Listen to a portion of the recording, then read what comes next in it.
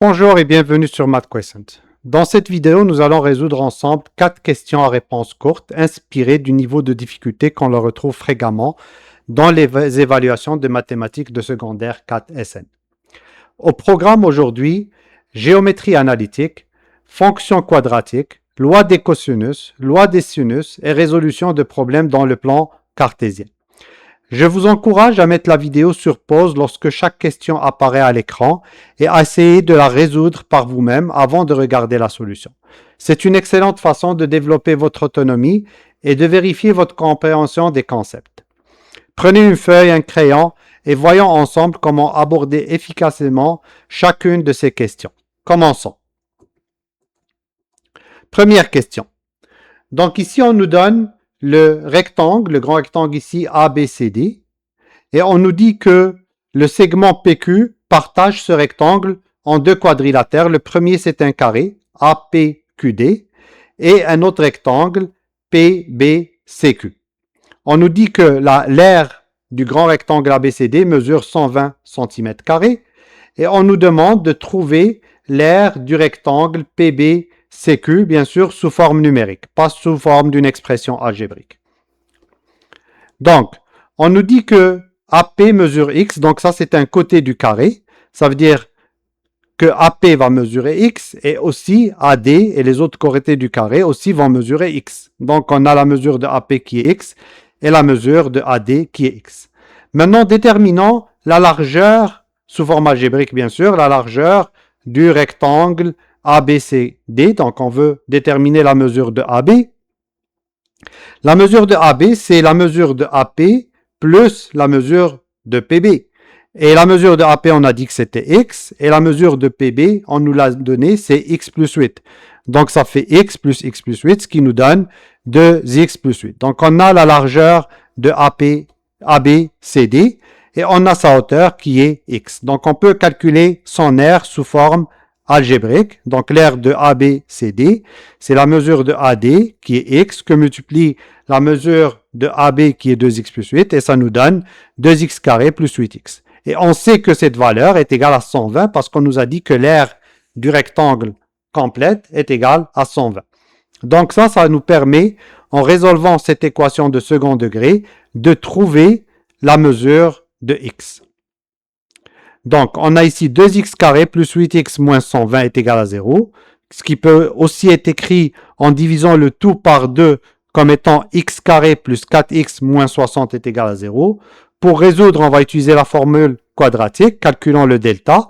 Donc, le delta, c'est b carré, donc c'est 4 au carré qui est 16, moins 4 que multiplie A, qui est 1, que multiplie moins 60. Donc, ça fait plus 240. Moins, ça fait plus. Donc, 4 que multiplie 1, que multiplie moins 60, ça nous donne moins 240. Avec le moins, ça devient plus 240. Si on ajoute le 16, ça nous donne 256. Et c'est un nombre positif. Donc, on peut aller avec la racine du discriminant qui est égale à 16. Donc, ça nous donne deux valeurs. La première qui est x est égal à moins 4 plus la racine du discriminant divisé par 2 fois a, qui est 1. Donc, c'est moins 4 plus 16 sur 2. Et la deuxième valeur qu'on a ignorée tout simplement, qui est moins 4, moins 16 sur 2, qui donne une valeur négative. Et nous, on cherche x, qui est une mesure. Donc, ça doit être une valeur positive. Donc, on trouve que x est égal à 6. Donc, la résolution de cette équation, bien que ça nous donne deux valeurs, on retient juste la valeur qui est positive. Et maintenant, bien sûr, on peut calculer l'aire du rectangle PBCQ. Donc, ça va être égal à x que multiplie x plus 8. Donc, c'est 6 que multiplie 14 en remplaçant x par 6. Et ça nous donne 84 cm². Donc, la réponse à cette question, c'est 84 cm² est l'aire du rectangle PBCQ. Passons à la deuxième question. Dans la deuxième question, on nous donne un triangle ABC. Et on nous dit que la mesure du côté AB est 80 cm, la mesure du côté BC est 120 cm, et l'angle ABC mesure 75 degrés, et on nous demande de déterminer la mesure de l'angle ACB. Donc cet angle-là, on veut trouver sa mesure. On va procéder en deux étapes. La première étape, ça va consister à trouver la mesure de AC, Et après avoir trouvé la mesure de AC, en utilisant bien sûr la loi des cosinus, on va utiliser la loi des sinus pour trouver l'angle C. Donc, la loi des cosinus, qu'est-ce que ça nous donne? Ça nous donne que la mesure de AC au carré est égale à la somme des carrés des deux autres côtés, donc de AB et de BC, moins 2 fois le produit des deux autres côtés, AB et BC, que multiplie le cosinus de l'angle entre les deux, qui est le cosinus de 75 degrés. Ça nous donne que la mesure de AC au carré est égale à 80 au carré, la mesure de AB au carré, plus la mesure de BC au carré qui est 120, moins 2 fois la mesure de AB qui est 80, que multiplie la mesure de AC qui est 120, que multiplie le cosinus de 75 degrés. Donc, si vous utilisez une calculatrice et vous vous assurez que vous utilisez que le mode c'est degrés, vous utilisez les degrés, calculez le cosinus, vous allez trouver une valeur qui ressemble à 0,258819 approximativement. Donc, pour trouver la mesure de AC, on va aller à la racine. On va bien sûr calculer tout ça. Donc, 80 au carré, c'est 6400. 120 au carré, c'est 14400. Moins le produit de ces 4 valeurs. 2 fois 80 fois 120 fois 0,258819. Ça nous donne à peu près 4969,3248. Et ça nous donne un résultat qui est 15 830,6752. On va à la racine comme j'ai dit plus tôt. Donc, la mesure de AC, c'est la racine de cette valeur. Et ça nous donne approximativement 125,82. Maintenant, on a trouvé la mesure de AC. Et donc, on peut utiliser la loi des sinus pour trouver l'angle ACB. La loi des sinus, qu'est-ce que ça nous dit? Ça nous dit que le sinus de l'angle C sur le côté opposé qui est AB est égal au sinus de l'angle ABC sur, qui est 75 degrés bien sûr, sur le côté opposé qui est mesure de AC qu'on vient de trouver. Si on remplace, ça nous donne que le sinus de C est égal à 80. Donc on fait passer la mesure de AB ici en haut, donc c'est 80, que multiplie le sinus de 75 degrés, que divise la mesure de AC qui est 125,80. On calcule approximativement, donc le sinus de 75 c'est à peu près 0,965 ainsi de suite. Donc 80 fois 0,85 59 258 divisé par 125,82, ça nous donne approximativement 0,616. Et si on va avec le sinus moins 1 ou avec le arc sin, en utilisant la calculatrice, bien sûr toujours en s'assurant qu'on utilise les degrés, on va trouver un angle qui est à peu près égal à 37,8. On arrondit et ça nous donne 38 degrés parce qu'on nous a demandé d'arrondir à l'unité près. Donc la réponse de l'angle ACB mesure 38 degrés. Prochaine question. Ici, on nous donne une parabole et une droite. Donc la parabole en bleu et la droite en rouge, qui sont dessinées bien sûr dans un plan cartésien. On nous demande de calculer au centième près la longueur du segment RT. Donc le point R qui est ici sur l'axe des Y et le point T qui est sur l'axe des X. On veut calculer la longueur de ce segment, sachant les informations suivantes. Quelles sont les informations qu'on nous donne? On nous donne la règle de la parabole. La règle de la parabole, c'est g de x est égal à moins 0,4 que multiplie x moins 4 au carré plus 10. Et on nous donne que S est le sommet de la parabole. Et on nous dit que T, qui est l'abscisse à l'origine de la parabole, sont des points d'intersection entre la droite D et la parabole P. Donc si on regarde l'intersection entre la droite rouge et la parabole bleue, ben ça passe par les points S. On a les points S et T qui sont les intersections de ces deux, de P et de D. Donc, nous on cherche à calculer la mesure de RT, de la longueur du segment RT. Donc, ce qu'il faut faire, il faut essayer de trouver les coordonnées de R et T.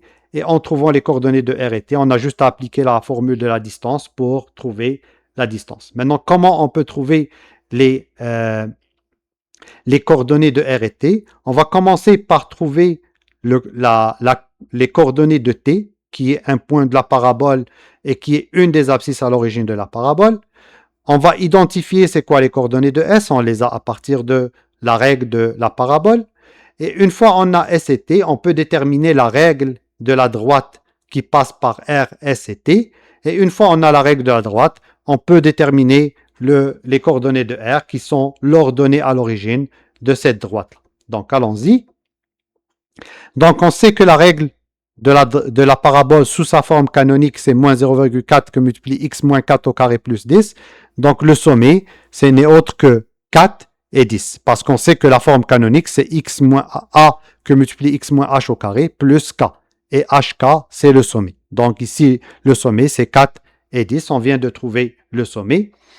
Pour trouver l'abscisse à l'origine, ben, il suffit de mettre g de x est égal à 0. Donc, 0 est égal à moins 0,4 x moins 4 au carré plus 10. Bien sûr, on va trouver deux abscisses à l'origine parce qu'ici, on n'a pas prolongé la parabole.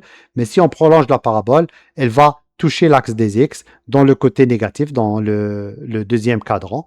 Et c'est un point qui ne nous intéresse pas. Nous, ce qui nous intéresse, c'est t. Ben, voyons voir ce que ça va donner algébriquement. Donc ici, si on fait passer le 10 de l'autre côté, ça devient moins 10. Et si on divise moins 10 par moins 0,4, ça nous donne 25. Donc on a x moins 4 au carré qui est égal à 25. Donc ça veut dire que x moins 4 est égal à plus ou moins 5. Donc lorsqu'on a un carré est égal à un nombre positif, ça veut dire que le nombre lui-même est égal à plus ou moins la racine du nombre positif. Donc, ça veut dire que x moins 4 est égal à plus ou moins 5. Ça veut dire que soit x est égal à 9, donc plus 5 plus 4, ça fait 9, ou x est égal à moins 1, qui est moins 5 plus 4. Moins 5 plus 4. Bien sûr, comme on a dit, le x est égal à moins 1 ne nous intéresse pas. Nous, ce qui nous intéresse, c'est x est égal à 9, qui correspond à l'abscisse de t. Donc, t est pour coordonnées 9 et t. Pardon, 9 et 0.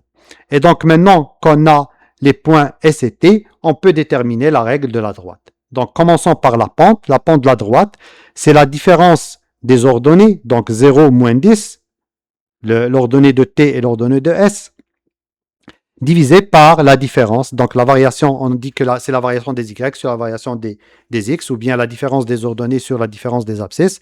Et ici, les abscisses, c'est 9 moins 4. Donc, ça nous donne moins 10 sur 5. Ça nous donne moins 2. Donc, on a une partie de la règle de la droite qui y est égale à moins 2x plus b. Il nous reste à déterminer b. Pour déterminer b, il suffit de remplacer par un des points. Donc, si on prend le point S, on sait que 10, donc on remplace le y par 10, est égal à moins 2, qui est la pente qu'on vient de trouver, multiplié par x, qui est 4, donc parce que l'abscisse de S, c'est 4, plus b, et ça nous donne que b est égal à 18. Et donc, la règle de la droite, c'est y est égal à moins 2x plus 18. Donc ça peut nous donner directement le point R parce qu'on sait que R, c'est l'ordonnée à l'origine de la droite. Donc son abscisse, c'est 0 et son ordonnée, c'est 18. Donc R a pour coordonnée 0, 18. Maintenant, il suffit juste de calculer la longueur entre R et T. Et ça, on applique la règle, la formule de la distance entre deux points. Donc la mesure de RT, c'est la racine de la différence des abscisses au carré plus la différence des ordonnées au carré. Donc ici, la différence des abscisses, c'est 9 moins 0. Les ordonnées, c'est 0 moins 18. Donc on va avoir 9 au carré plus 18 au carré, ce qui nous donne, si on utilise une calculatrice, ça nous donne la racine de 405 et ça nous donne à peu près 20,12 cm. Donc la réponse à la question, c'est que le segment RT mesure 20,12 cm. Dernière question. Ici, on nous donne deux fonctions, f et g, qui sont polynomiales de second degré. Et on nous donne des informations sur ces deux fonctions. On nous dit que la fonction f, elle a pour sommet moins 2, moins 4, et que son point initial, f de 0, est égal à moins 2. Et pour la fonction g, on nous dit que le sommet, c'est 3 et 3,5, et il passe par le point A dont les coordonnées sont 4, 4. Et on nous demande de trouver les points d'intersection des deux paraboles. Peut-être qu'il y en a plusieurs, je veux dire deux, peut-être qu'il y en a juste un seul, peut-être qu'il n'y en a pas. Donc en fait, ici, la question, c'est de trouver les points d'intersection, mais peut-être qu'on ne va pas en trouver. Allons-y voir ce qu'on peut faire. Mais avant, il va falloir déterminer, bien sûr, les règles de f et g. Donc, f, étant donné qu'on a le sommet et le point initial, on va essayer la forme, bien sûr, canonique. Donc, on va écrire f de x comme étant a que multiplie x plus h. Le h ici, pardon, x moins h. Le h étant moins 2. Donc, ça va nous donner moins 2, donc c'est plus 2 au carré.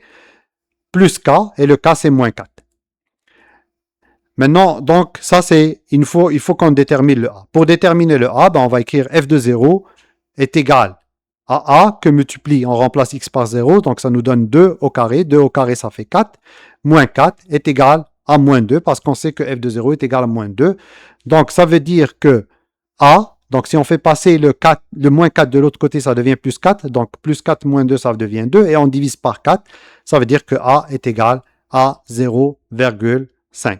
Donc, on vient de trouver la règle de f de x. F de x est égal à 0,5 x plus 2 au carré moins 4. Et on peut développer, et si on développe, c'est-à-dire on écrit x plus 2 au carré, on la développe, ça devient x carré plus 4x plus 4. Ça, c'est un trinôme parfait, trinôme carré parfait, donc x plus 2 au carré. Donc, lorsqu'on a a plus b au carré, c'est a au carré plus 2 fois a fois b plus b au carré. Donc ici, le a, c'est x, ça donne x carré. B, c'est 2. 2 fois a fois b, ça nous donne 2 fois x fois 2, ça nous donne 4x. Multiplié par 0,5, ça devient 2x. Et à la fin, 2 au carré, c'est 4. Multiplié par 0,5, ça nous donne, bien sûr, ça nous donne 2. Moins 4, ça devient moins 2. Donc, la règle de f de x, c'est moins 0,5 x carré plus 2x moins 2. J'ai mis moins de détails dans la présentation, mais bien sûr, prenez un crayon et vérifiez par vous-même que c'est ça la règle de la fonction, qu'on peut développer cette règle sous forme canonique pour trouver la forme générale qui est indiquée ici. La même chose pour g. Donc, g de x encore sous forme canonique, c'est b que multiplie x moins h. H ici, c'est 3, donc x moins 3 au carré. Et k, c'est 3,5, donc plus 3,5. Maintenant, on sait que la fonction g passe par le point 4, 4. Donc, on peut remplacer en disant que g de x est égal à 4 et que x est égal à 4. Donc, ça nous donne b que multiplie 4 moins 3, ça fait 1. 1 au carré, donc c'est ici, c'est ce qu'on a ici, plus 3,5. Donc, ça nous donne 4 est égal à b plus 3,5. Si on fait passer le 3,5 de l'autre côté, ça devient 4 moins 3,5. Ça nous donne b est égal à 0,5.